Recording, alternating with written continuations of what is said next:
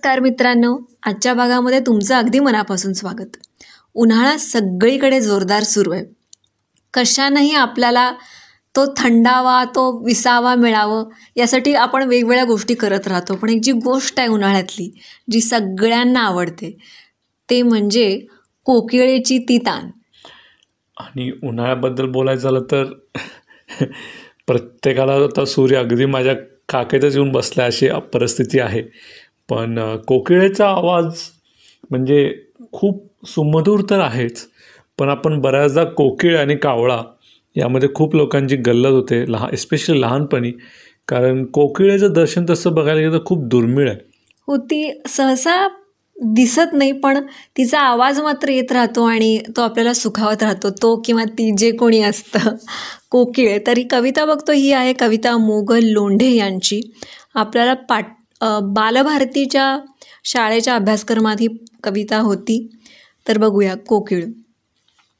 बहुत मधुर ऐसा काढीशी तू रवाला, बहुत मधुर ऐसा काढीशी तू रवाला, परसुनी बहु लागे नाद माझ्या मनाला. टकमक बघतो मी कोठ काही दिसेना, टकमक बघतो मी कोठ काही दिसेना, मधुर कुठून येई शब्द हेही कळेना.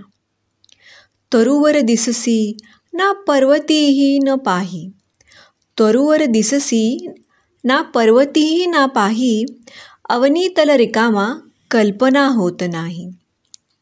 झुडूप हलत नाही थोर आश्चर्य आहे, झुडूप हलत नाही थोर आश्चर्य आहे, खगन मजसी वाटे शब्द हा धावत आहे.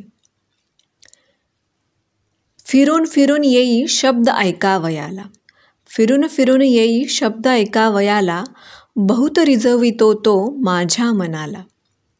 जलद जलद चाले रूप पाहावयासी, जलद जलद चाले रूप पाहावयासी, त्वरित पळून तूही फार तो दूर जासी. बघुनी परी तुला मी पावलो फार तोष, बघुनी परी तुला मी पावलो फार तोष, लवकर पळसी तू कोकिळा हा न दोष. बसुनी परी कोठेही गोड वाणीस काढी, बसुनी परी कोठेही गोड वाणीस काढी, परसुनी रव माझे चित्त घेईल गोडी, परसुनी रव माझे चित्त घेईल गोडी. वा, किती सुंदर कविता आहे. तर कुसुमाग्रज यांनी त्यांच्या वादळ वेळ या कविता संग्रहामध्ये एक सुंदर गझल लिहिली आहे, कोकिळा. कोकिळा जेव्हा सुरांचा फुलविते पंखा निळा, कोकिळा जेव्हा सुरांचा फुलविते पंखा निळा, आम्र लेऊनी पंख तेव्हा होऊ बघतो कोकिळा. कोकिळा जेव्हा स्वरांची उघडते अब्दागिरी, कोकिळा जेव्हा स्वरांची उघडते अब्दागिरी, जंगले शाहीर होती शब्द होते मंजिरी, जंगले शाहीर होती शब्द होते मंजिरी. कोकिळा जेव्हा स्वरांची माळते सुमनावली, कोकिळा जेव्हा स्वरांची माळते सुमनावली, ते धवा वनवा म्हणे मी चंदनाची सावली, ते धवा वनवा म्हणे मी चंदनाची सावली. कोकिळा जेव्हा ढगांना आर्ततेने बाहते, कोकिळा जेव्हा ढगांना आर्ततेने बाहते, दुसरावर स्वप्न त्यांच्या एक सुंदर वाहते.